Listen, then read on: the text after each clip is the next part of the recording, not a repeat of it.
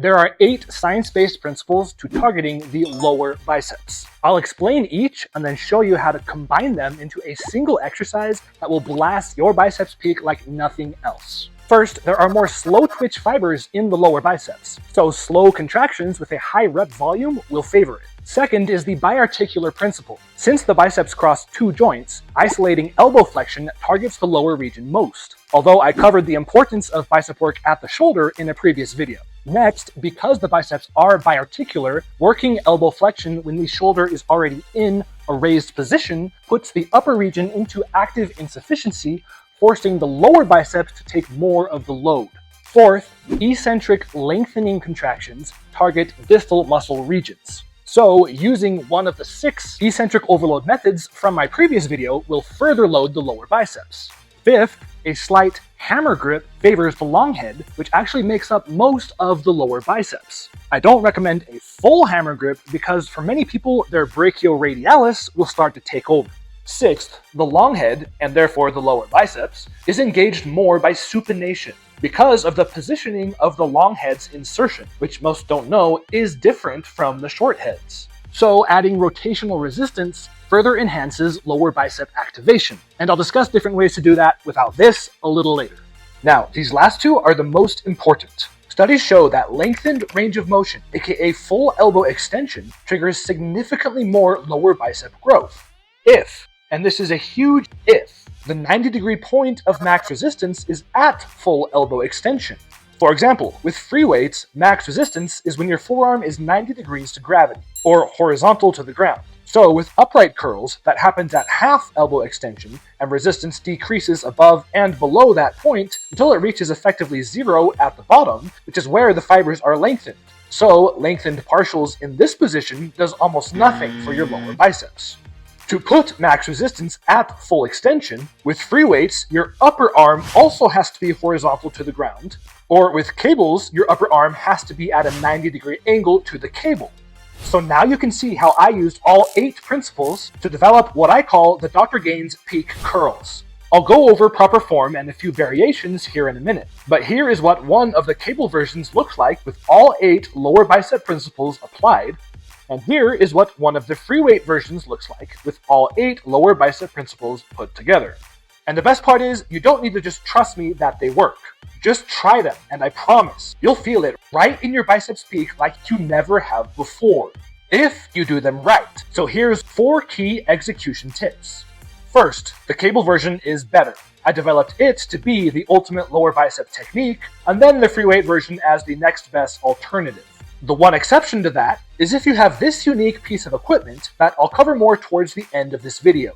Second, bracing your upper arm above the elbow is essential. That's what keeps the load off the shoulder flexors, fully isolating the lower biceps.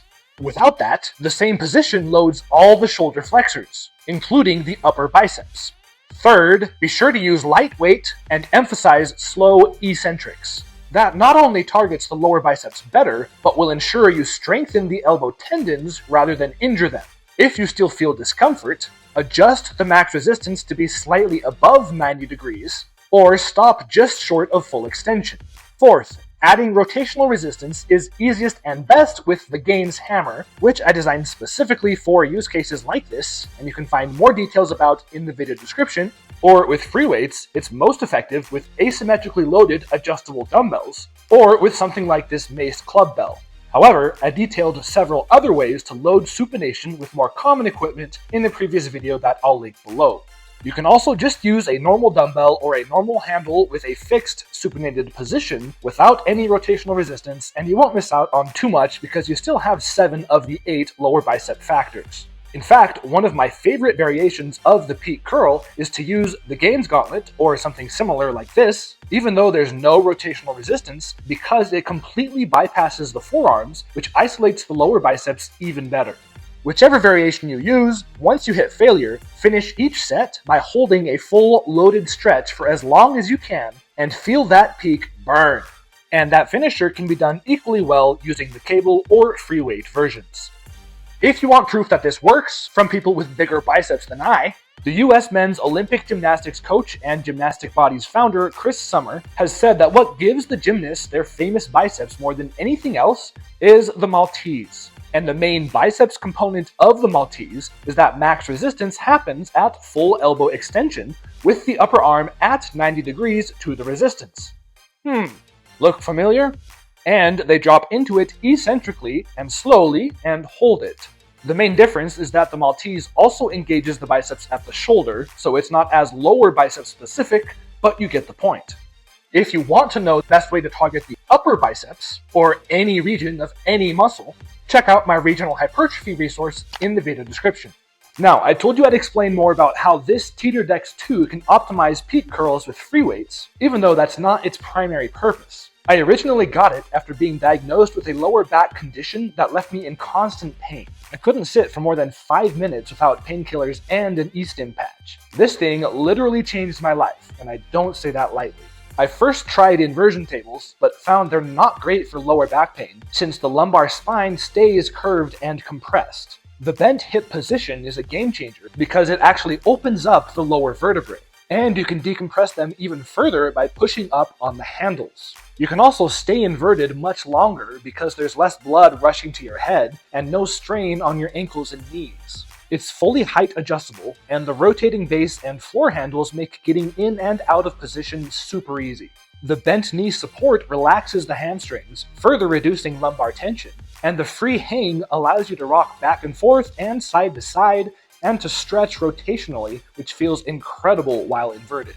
Built from solid commercial-grade material, nothing else comes close for lower back pain. But it also has a ton of other use cases, including as a Roman chair to strengthen your lower back. You can also do inverted ab crunches without the difficulty and danger of hanging from a pull-up bar. But I only recently realized that the rotating pad is perfect for bicep work as well, especially peak curls, because you can support the horizontal position without having to crouch on the ground, then use its rotation to deload the concentric phase, further emphasizing eccentrics. And you can work both sides simultaneously. I couldn't recommend this more highly, especially if you have lower back pain and or want to build your lower biceps. Plus, I was able to contact them and get a 10% discount for you guys if you use my link and code in the video description. If you like this video, you'll love Fitness Tip Friday, my extremely popular weekly email newsletter and podcast that gives a short, science-based fitness tip you can apply right away and is completely free. Also, if you like this video, a simple way to show support is to hit that like button and leave me a comment below. Both of those things actually help me out quite a bit. And you can also follow me on Instagram and TikTok for additional content. And of course, be sure you're subscribed and have new video notifications turned on so that you don't miss any of my future content. I have a lot of good stuff coming up. Mahalo, my friends. Until next time.